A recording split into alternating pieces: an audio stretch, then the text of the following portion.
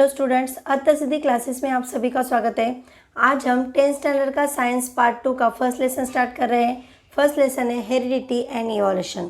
ये जो लेसन है, ये लेसन में 2 बहुत ही इंपॉर्टेंट टर्म्स है। फर्स्ट टर्म है कि हेरिडिटी एंड सेकेंड वन है इवोल्यूशन। तो हेरिडिटी का मीनिंग क्या है, हेरिडिटी को क्या कहते हैं, जैसे कि हिंदी में उसको आनुवंशिकता कहते हैं। तो हेरिडिटी का डेफिनेशन क्या है, heredity is the transfer of biological characters from one generation to another via genes. ये है हेरिडिटी की डेफिनेशन। और इवोल्यूशन का मतलब क्या है, इवोल्यूशन मीन्स अ चेंज, या उसको हम ग्रेजुअल चेंज भी कहते हैं। फॉर एग्जांपल, जैसे कि हमारे एंसेस्टर कौन थे, मंकीज़ थे।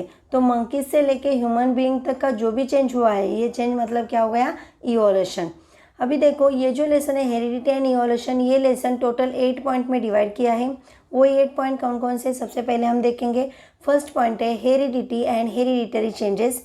सेकेंड है transcription, translation and translocation. Third है इवोल्यूशन। फोर्थ है एविडेंस ऑफ इवोल्यूशन। फिफ्थ है Darwin's theory of natural selection. Six one है लैमार्किज्म। सेवेंथ वन है speciation and eight one is the human evolution. तो total 8 points है और 8 point का study हम ये लेसन में डिटेल में करेंगे। अभी आपको 9th स्टैंडर्ड में भी ये लेसन था, 9th को भी आपको बेसिक कंसेप्ट जो भी है आपके 9th में कंप्लीट हो गए हैं।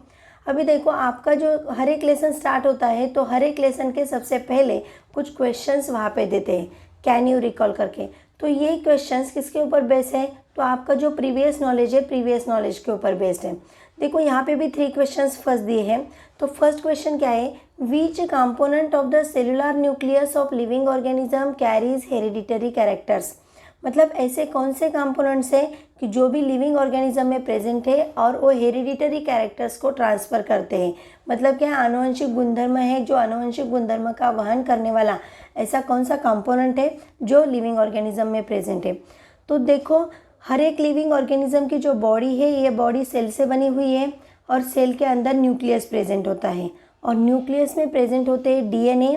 ये जो डीएनए है, वही डीएनए क्या करते हैं, जो भी हेरिडिटरी कैरेक्टर से from one generation to next generation pass out करते हैं। फॉर एग्जांपल, मम्मी और पापा के बॉडी में जो भी कैरेक्टर्स हैं, तो ये कैरेक्टर्स बच्चे के बॉडी में कैरेक्टर किसके द्वारा होते हैं, हेरिडिटरी। ये जो हेरिडिटरी कैरेक्टर्स हैं, तो ये हेरिडिटरी कैरेक्टर जीन्स के वाया पास आउट होते हैं और मतलब उसका आंसर क्या है, डीएनए। सेकेंड क्वेश्चन है, what do we call to the process of transfer of physical and mental characters from parent to the progeny.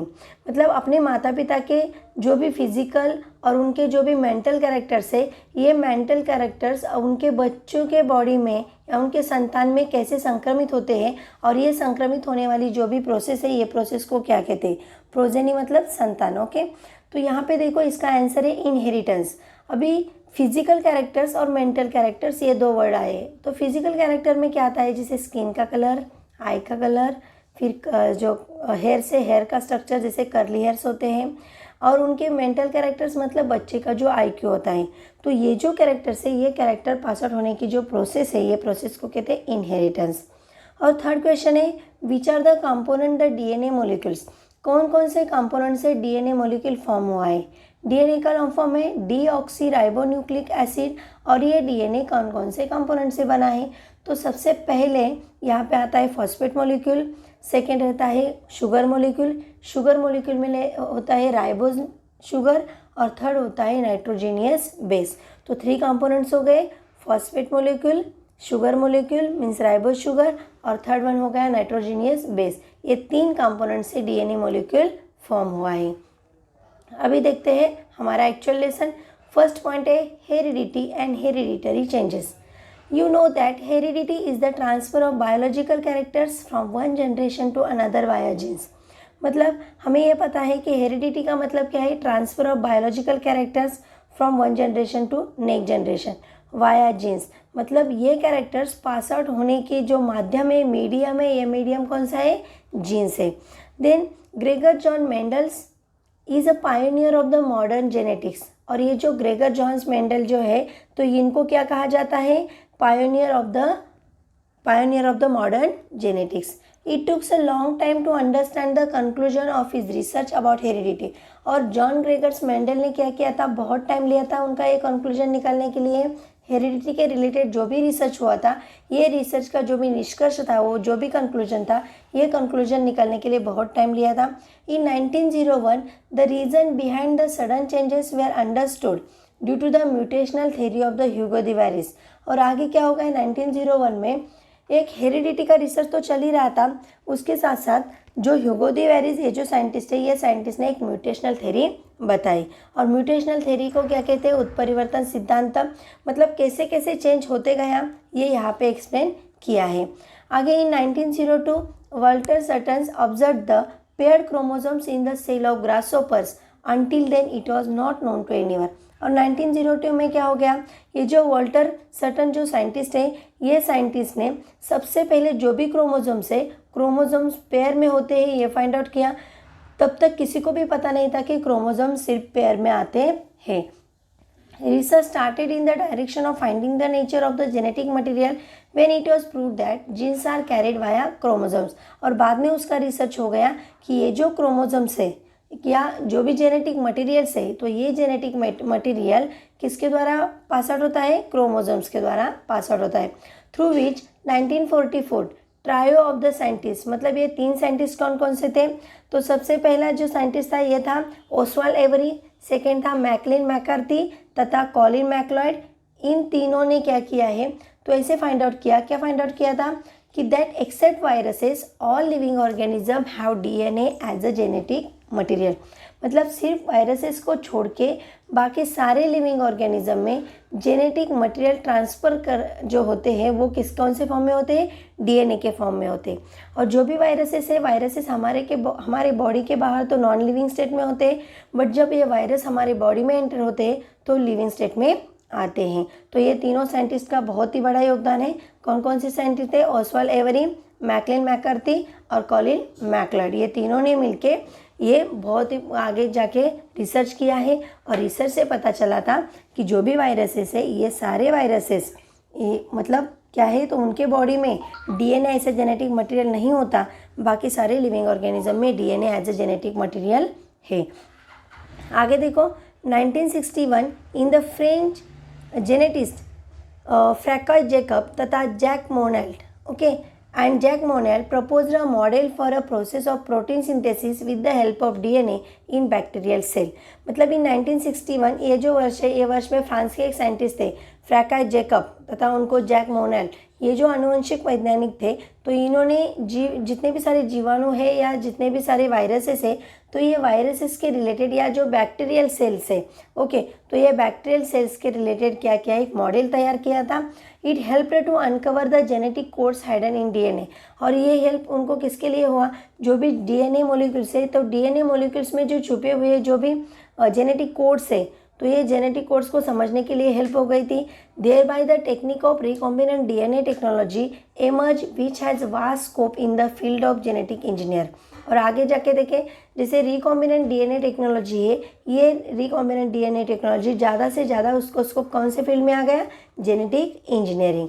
आगे देखो, the science of heredity is useful for diagnosis, treatment and prevention of hereditary disorders, production of hybrid varieties of the animal and plant and in industrial processes in which microbes are use. देखो ये जो heredity है या heredity के related जो भी science था, तो ये साइंस कहाँ पे ज़्यादा इंपॉर्टेंट था, तो सबसे पहले या उसके यूजेस कहाँ पे थे, तो heredity, science of heredity is very useful in the diagnosis. जैसे कि कौन सा भी डिसीज़ हुआ है, तो ये डिसीज़ को हमें डायग्नोस करना है, निदान करना है कौन सा डिसीज़ हो गया है, तो ये डायग्नोसिस में हेल्पफुल है। फिर treatment and prevention of the hereditary disorders, जो डिसीज़ फाइंड आउट किया है वो डिसीज़ हमें क्योर करना है, तो इसके लिए हमें ट्रीटमेंट देना है। तो ट्रीटमेंट के लिए हम क्या कर सकते हैं, मतलब कि प्रतिबंधन एवं नियंत्रण करने के लिए हम कुछ इसके लिए कर सकते हैं क्या। आगे production of hybrid variety of the animal and plants, मतलब जितने भी सारे हाइब्रिड एनिमल्स हैं और प्लांट्स हैं, तो उनके वैराइटीज़ इंक्रीज करने के लिए। And in the industrial process which microbes are used, और इंडस्ट्रियल प्रोसेस में जो भी माइक्रोब्स यूज़ करते हैं, तो वहाँ पे भी बहुत ही इंपॉर्टेंट है। तो आपको ऐसे क्वेश्चन आ सकता है, write down the uses of the science of heredity. तो आपका आंसर क्या होगा, first one is the diagnosis, second रहेगा treatment and prevention of hereditary disorders, third रहेगा production of hybrid variety of animal and plant and in industrial processes in which use, microbes are use. Okay, तो ये हो गया आपका answer. अभी आगे देखते हैं next point, transcription, translation and translocation. अभी देखो यहाँ पे भी ये ट्रांसक्रिप्शन, ट्रांसलेशन एंड ट्रांसलोकेशन, तो ये किसके रिलेटेड, प्रोटीन के रिलेटेड है। ओके, तो अभी हम एक एक को देखते हैं। सबसे पहले है देखो, with the help of RNA, the genes present in the form of DNA participate in the functioning of the cell and thereby control the structure and functioning of the body। सबसे पहले जो भी डीएनए होते हैं, DNA में जो जितने भी सारे आरएनए प्रेजेंट होते हैं, ये आरएनए क्या करते हैं, तो they are participated in the functioning of the cell. Cell का जो भी फंक्शन होता है, तो हर एक सेल के फंक्शन में वो पार्टिसिपेट होते हैं, और उनका फंक्शन क्या रहता है, control the structure and functioning of the body. जो भी बॉडी का फंक्शन है, बॉडी का जितने भी सारे फंक्शंस है, ये फंक्शंस के ऊपर कंट्रोल है, या बॉडी का जो भी स्ट्रक्चर है इसके ऊपर उनका नियंत्रण होता है। Information about protein synthesis is stored in the DNA and synthesis of appropriate protein as per the requirement is necessary for the body. आगे जो भी प्रोटीन्स है, तो ये प्रोटीन सिंथेसिस की जो जानकारी है, प्रोटीन सिंथेसिस की जो भी सारी इन्फॉर्मेशन है, ये सारी इन्फॉर्मेशन डीएनए में होती है, और डीएनए क्या करता है, प्रोटीन का सिंथेसिस करता है, appropriate protein as per the requirement in the necessary for the body. जैसे हमारी बॉडी को नीड है, तो नीड के हिसाब से प्रोटीन सिंथेसिस होता है। This proteins are synthesized by DNA through the RNA, और ये प्रोटीन का जो सिंथेसिस है, तो यह सिंथेसाइज है वो डीएनए थ्रू आरएनए कंप्लीट होता है, और this is called as a central dogma. तो इसको क्या कहते हैं, सेंट्रल डॉग्मा। तो सेंट्रल डॉग्मा की डेफिनेशन क्या है, जैसे कि प्रोटीन की जो निर्मित होती है, या प्रोटीन का जो सिंथेसिस होता है, वो डीएनए के कारण होता है और आरएनए के माध्यम से होता है। तो ये हो गया सेंट्रल डॉग्मा का definition. Then mRNA produced as per the sequence of the nucleotide on DNA, और डीएनए जो भी रहते हैं, ओके, तो ये एमआरएनए प्रोड्यूस करता है as per the sequence of nucleotides. Only one of the two strand of DNA is used in this process. Actual में देखो डीएनए में क्या होता है, डबल हेलिक्स स्ट्रक्चर होता है, वहाँ पे 2 स्ट्रैंड्स होते हैं, बट ये प्रोसेस में सिर्फ एक ही स्ट्रैंड यूज़ किया जाता है। Then the sequence of nucleotide in mRNA being produced is always complementary to the DNA strand used for synthesis। और क्या होता है, जैसे sequence of nucleotide in mRNA, ये जो एमआरएनए में जो न्यूक्लियोटाइड का एक सीक्वेंस फॉर्म हुआ है, ये sequence always complementary to the DNA, और ये सीक्वेंस क्या होता है, डीएनए को कॉम्प्लीमेंट्री होता है। DNA strands used for the synthesis, और ये जो डीएनए स्ट्रैंड्स क्या मतलब सिंथेसिस में यूज़ किए जाते हैं। Beside there is uracil in RNA instead of thymine of DNA, मतलब देर इज यूरेसिल कहाँ पे रहता है, आरएनए में, instead of thymine of DNA, and this process of RNA synthesis is called as a transcription. और ये जो process है, ये प्रोसेस को क्या कहते हैं, ट्रांसक्रिप्शन। देखो ये बहुत ही इंपॉर्टेंट है ट्रांसक्रिप्शन, ऐसे आपके इसको मतलब इसके ऊपर आपको नोट लिखने के लिए आता है। तो हमें ध्यान में क्या रखना है, जैसे जो भी डीएनए है, डीएनए में आरएनए प्रेजेंट होते हैं, और ये आरएनए क्या करते हैं, हर एक बॉडी के फंक्शन का जो भी कार्य होता है उसमें भाग लेते हैं, काम करते हैं, और एक्चुअल में उनका क्या रहता है, जैसे कि स्ट्रक्चर रहता है या कुछ फंक्शन है, ओके, या मतलब उनका जो वर्क है उसके ऊपर उनका नियंत्रण या कंट्रोल होता है। और ये सारे इसमें इंपॉर्टेंट एक चीज़ है कि हमें सेंट्रल डॉग्मा भी ध्यान में रखना है। तो सेंट्रल डॉग्मा किसको कहा जाता है, तो ये डेफिनेशन इंपॉर्टेंट है, ओके, मतलब सेंट्रल डॉग्मा मतलब proteins are synthesized by the DNA through the RNA and this is called as the central dogma. फिर हम आगे देखते हैं कि जैसे कि हमें ट्रांसक्रिप्शन की डेफिनेशन याद करनी है, तो क्या आएगी definition, the sequence of nucleotide in mRNA being produced is always complemented to the DNA strands used for synthesis, and beside there is a uracil in RNA instead of thymine of DNA, and this process of RNA synthesis is called as a transcription. तो ये हो गया transcription के बारे में। तो अभी आगे देखते हैं, नेक्स्ट पॉइंट देखो क्या है, सेकेंड पेज पे।